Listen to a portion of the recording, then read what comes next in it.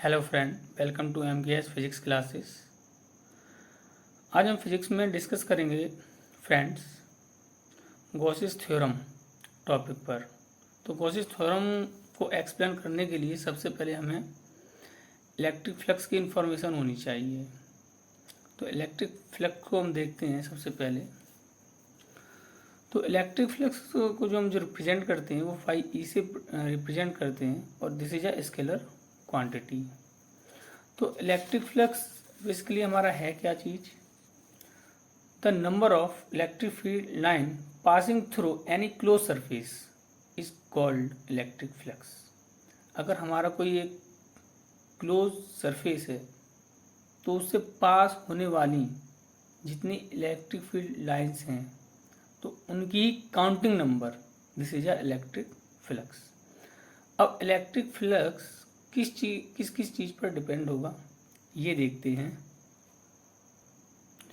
इससे पहले हम एरिया वेक्टर के बारे में समझ लेते हैं। तो this is a area vector. कहने का मतलब एरिया वेक्टर हमारा क्या, what is the area vector.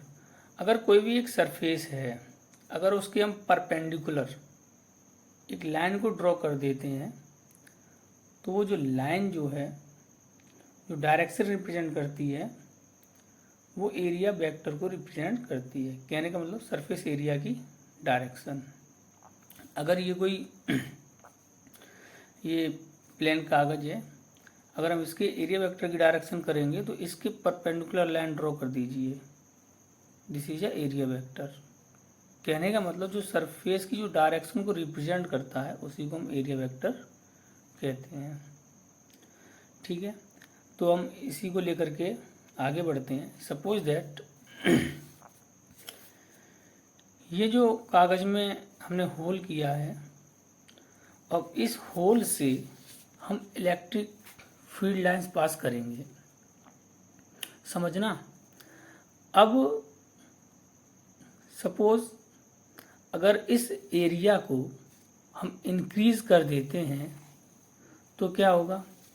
तो इलेक्ट्रिक फील्ड लाइंस जो अभी पास हो रही थी सरफेस से, और जब हमने एरिया बड़ा कर दिया तो इलेक्ट्रिक फील्ड लाइंस और ज़्यादा पास होने लगेंगी।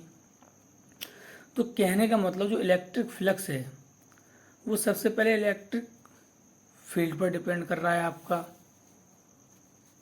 फिर इलेक्ट्रिक फ्लक्स आपका एरिया पर डिपेंड कर रहा है। अगर आपका एरिया स्मॉल है तो इलेक्ट्रिक फील्ड लाइंस उससे कम पास हो रही हैं। अगर एरिया हम बढ़ा देंगे तो इलेक्ट्रिक फील्ड लाइंस ज़्यादा पास होने लगेंगी। तो इलेक्ट्रिक फ्लक्स आपका किस पर? Electric flux depends on the electric field and area vector या फिर सरफेस एरिया। अब हम सपोज दैट अब हम देखते हैं कि इस होल से अगर हम परपेंडिकुलर, पहली कंडीशन में परपेंडिकुलर, सेकंड कंडीशन में किसी एंगल से, एरिया वेक्टर की डायरेक्शन क्या होगी? ये इस तरीके से परपेंडिकुलर।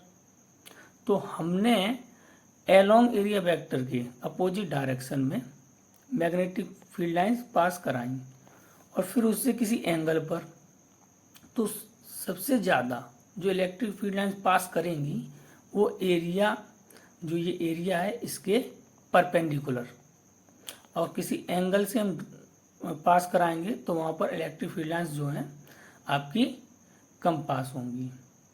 तो कहने का मतलब इलेक्ट्रिक फ्लक्स आपका थीटा पर भी डिपेंड है। अगर हम इस सरफेस के perpendicular magnetic field lines pass करते हैं परपेंडिकुलर, तो इलेक्ट्रिक फील्ड लाइंस जो है मैक्सिमम पास होंगी। जब electric field lines maximum pass होंगी तो हमारा इलेक्ट्रिक फ्लक्स भी क्या होगा? मैक्सिमम। तो इलेक्ट्रिक फ्लक्स को डिफाइन किससे किया गया है? Number of electric field line से, जो कि एक क्लोज सरफेस से पास होती हैं। अब किसी एंगल पे पास कराएंगे तो इलेक्ट्रिक फील्ड लाइंस कम होंगी। अगर हम, अब ये एरिया वेक्टर की डायरेक्शन क्या है? परपेंडिकुलर। अगर इलेक्ट्रिक फील्ड और एरिया वेक्टर के बीच एंगल जीरो है तो किस जीरो एंगल के लिए वो क्वांटिटी मैक्सिमम हो सकती है? कॉज के लिए, क्योंकि कॉज जीरो कितना होता है? 1। तो कहने का मतलब जो इलेक्ट्रिक फ्लक्स में हमारी ट्रिग्नोमेट्री से जो साइन आएगा वो क्या आएगा? कॉज। अब सपोज दैट देखो एरिया वेक्टर की डायरेक्शन ये है और मैग्नेटिक फील्ड लाइंस इस तरीके से पास करा है, तो कहने का मतलब एरिया वेक्टर परपेंडिकुलर और ये इलेक्ट्रिक फील्ड, कहने का मतलब इलेक्ट्रिक फील्ड और एरिया वेक्टर के बीच एंगल कितना 90।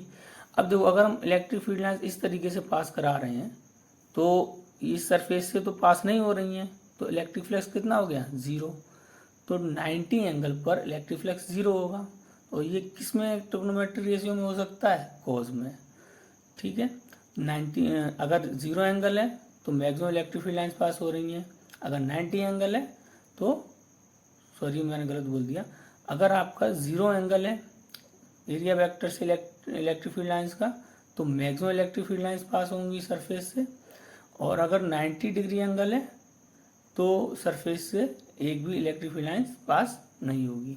तो हम कह सकते हैं कि जो इलेक्ट्रिक फ्लक्स हमारा जो है वो depends on E and depends on A and depends on theta.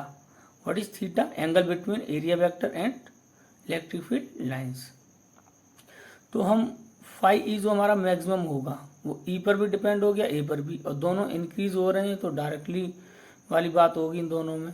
तो फाई मैक्सिमम क्या होगा, ई ए कॉस 0, और मिनिमम की बात करते हैं तो क्या होगा, ई ए कॉस 90। तो कहने का मतलब इन दोनों पोर्शन में हमारा कॉज आ रहा है, तो this is E vector quantity, A vector quantity और कॉज आ रहा है, तो phi is scalar quantity. Of scalar quantity में क्या होता है, इन दोनों का प्रोडक्ट क्या हो जाएगा, cos product into cos theta, phi E equal to E A cos theta. ठीक है, और इसको वेक्टर के फॉर्म में लिखना चाहते हो तो क्या लिखेंगे, phi E equal to vector E dot vector A. ये तो वेक्टर क्वांटिटी है लेकिन ये स्केलर क्वांटिटी है, मतलब टू वेक्टर का प्रोडक्ट अगर हमें स्केलर क्वांटिटी मिलती है तो this is a scalar quantity. अब देखो ये फाई क्या है, इस टोटल सरफेस से पास होने वाला इलेक्ट्रिक फ्लक्स। ठीक है, अगर हम बात करते हैं ये हमारा कोई सरफेस है और इसका कोई एक स्मॉल एलिमेंट्स है, एरिया वेक्टर की डायरेक्शन ये रही और ई की डायरेक्शन इधर है, इसके बीच एंगल थीटा। अगर एरिया वेक्टर हमारा स्मॉल है तो उससे पास होने वाली इलेक्ट्रिक फील्ड लाइंस भी क्या होंगी, वेरी वेरी स्मॉल, बहुत कम होंगी। तो हम उसको क्या रिप्रेजेंट कर देंगे, मतलब कम को रिप्रेजेंट करने के लिए हम डी का यूज़ करते हैं, d phi E equal to vector E. यहाँ पर आपका डी वेक्टर ए आएगा, यहाँ पर डी बना लेना, तो d phi E equal to क्या हो जाएगा, vector E dot d vector A, और जब डॉट को ओपन करेंगे तो हमारा क्या हो जाएगा, E d A cos theta, यहाँ पर डी आएगा, d phi equal to E d A cos theta. अगर हम इसकी यूनिट की बात करते हैं तो हमारा यूनिट हो जाता है न्यूटन पर कूलम, और डायमेंशन क्या होगी ml3 t-3 a-1। Thank you friend. अगर समझ में आए टॉपिक समझ में आते हैं आप लोगों को तो प्लीज़ सब्सक्राइब और शेयर कीजिए।